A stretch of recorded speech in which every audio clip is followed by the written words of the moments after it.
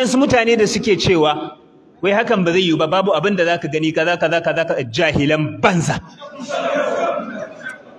Duk abin da baku sani ba kenan ba addini ba. A zo a koyar muku, ana ce muku ku je ku yi karatu, kun ki karatun kuma kun cika surutu. Kun ki karatun kun cika surutu. Yanzu hadisai nawa zan karanta maka kan za a yi istikhara, za a kuma ga abin da ake so. Hadisai nawa zan karanta maka?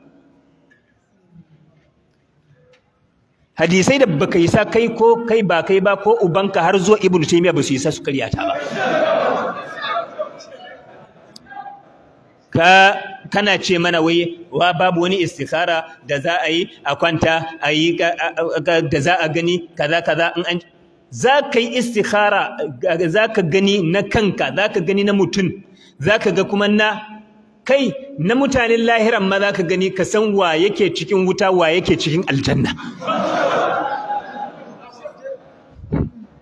Kuna da aiki fa in izala, kuna da aiki, billahi alladhi kuna da aiki. Za mu koyar muku hankali, kuma sai mun sa ku cikin abin nan hayyacinku. Wallahi sai mun ganar da ku ilimi, kuma mun ganar da ku hankali.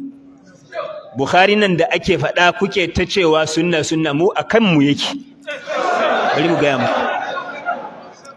Bukhari kuke cewa ba akai yake, ba littafi yake ba. Shi yasa ni bana kalubalantan in izala irin a social media da sauransu, a ajiye su zan yi a gabana. Ajiye shi zan yi. In ya isa ya nuna mun shi malami anan zai nuna mu. Malaman kame malaman laptop kawai. Duk abin da an faɗa sai ka je ka nema za ka gani. Tara su zan yi a gabana, duniya ta san cewa malamai ne ko kuma malaman laptop ne.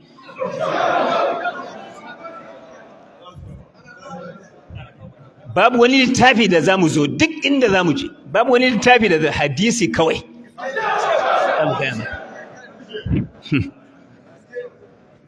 Wasa kuke yi ko?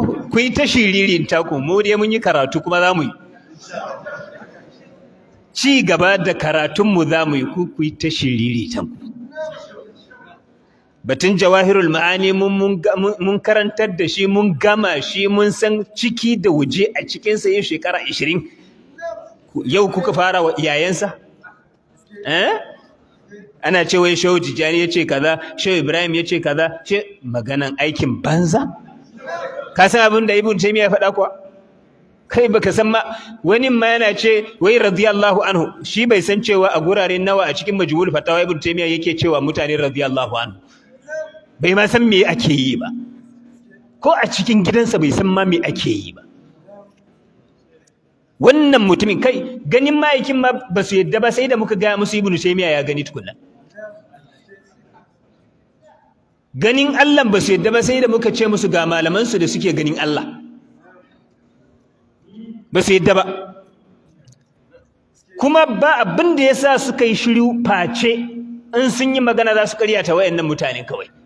Ko dalilai na hadisai dubunne za ka kawo musu ba za su yadda ba. Amma ka ce musu Ibn Taymiyyah ya gani sai su yi shiru. Yanzu ba sati ɗaya yau muka yi magana ba? Kun taba jin wani ɗan izala da ya fito ya ce wannan maganan ƙarya ne?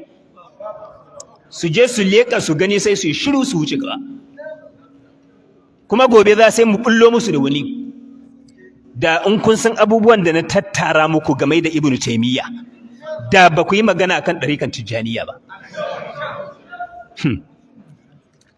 Ashe ku ba ku san cewa ku kanku, shi yasa nake so na zaunar da ku, wallahi da bakin ku za ku kafirta shi ku tashi.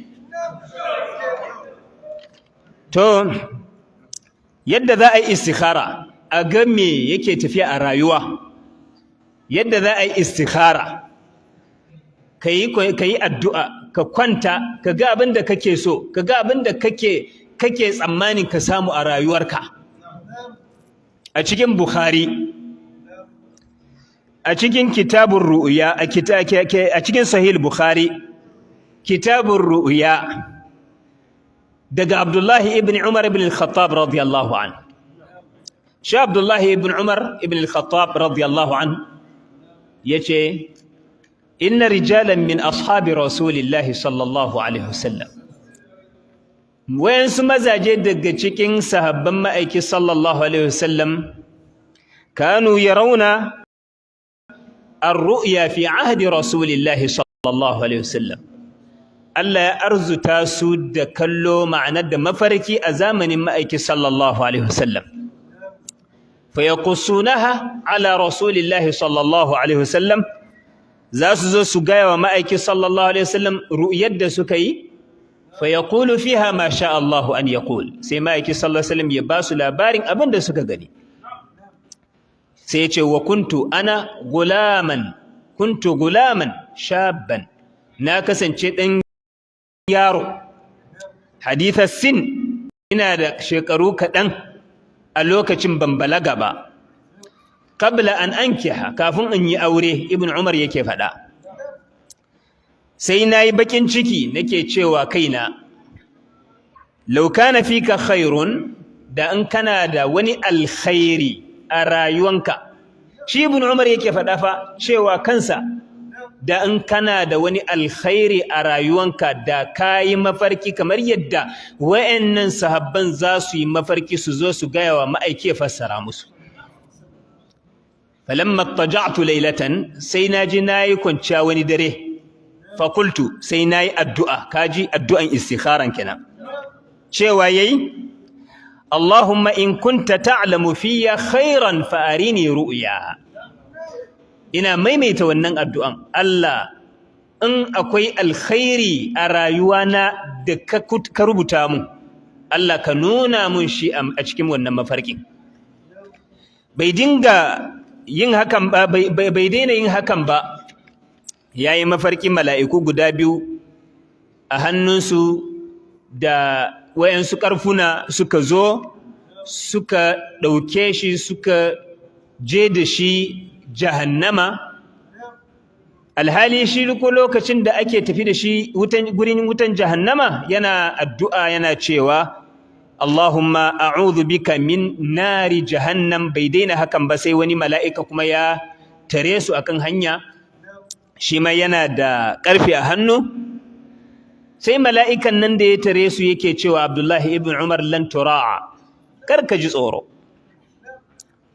ni'mar rajulu anta, kai mutumin kirki ne, law kunta tukthiru salata bil-layl, amma laifinka baka yawaita sallah a cikin dare. Da an kana yawaita sallah a cikin dare to kai fa mutumin kirki ne na ƙarshe.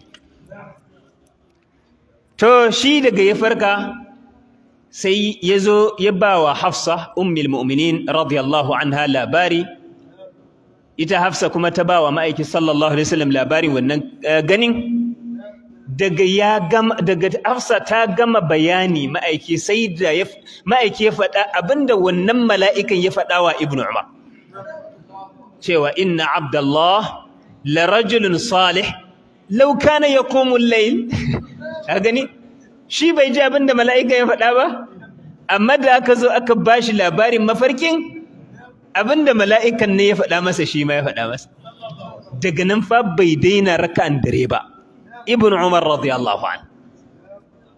To ka gani istikharan da ake faɗa, shi yasa malamai suna da istikhara ire-iren, suna kallo kuma suna aikawa abokanansu irin su al-Imam Shafi'i radiyallahu anhu. Yayi mafarki ya kalli Ahmad ibn Hanbal zai shigo wani hali, ya aika masa, kai tanadinka domin ga abin da zai same ka nan gaba, ya rubuta ya aika masa. Shi kuma yayi ta tanadinsa, kuma ya tarar da abin da yake faɗa. Malaman addini ga Imam al-Qurtubi a cikin at-Tadhkar fi afdal al-adhkar har ya bada istikhara. In wani abu ya dame ka baka san yadda zaka yi ka samu mafita ba, sai ka rubuta iza zulzilati al-ardu zilzalaha suran nan, sai ka yi shi a matsayin laya. Yau har layan ma ana ce muku haramun ko?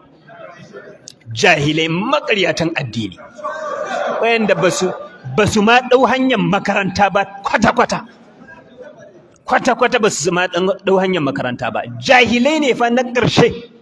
In ka samu ɗan izala, ƙarshen jahilci kenan. mutum ne fa littafi a gabansa yana ƙaryata littafi. Shi yasa nake gaya muku duk lokacin da yin suna da magana ku bar su taho da littafin da ke hannunsu kawai. Shikenan mutum ne fa abin da ya gani shine iliminsa. Bai je gaban malami ba, jahili na ƙarshe, ya raina duk malamai. Ya raina dukkan malamai kuma shine jahili na ƙarshe. To ya bada wannan istikhara, yace to in ka rubuta wannan layan zaka yi raka'a 4 suratu tin da kuma suratu al-qadr da kuma suratu zilzal da kuma suratul kautsar.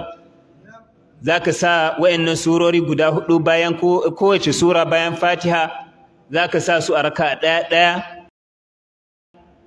Bayan ka gama raka'anka zaka sa wannan layan karkashin filonka, sai ka aje kanka ka kwanta, sai ka roki Allah ka nuna mun alkhairin abinda nake so na gani, ka nuna mun alkhairin abinda nake so na gani. In bacci ya dauke ka yace insha Allah zaka ga abinda kake so. Malaman sunna kina. To ka gani duk wayannan sun shirka ne a gurin su. To su waye malaman? Ku a gurin ku wayannan mutanen ne malamai ko su ne malaman? Da Allah ko kai ba za ka tambaye kanka ba cewa wayannan za su kafirta wayancan malaman. Ga abubuwan da sahabbai suke yi na istikhara, kuma wani jahili yazo ya ce maka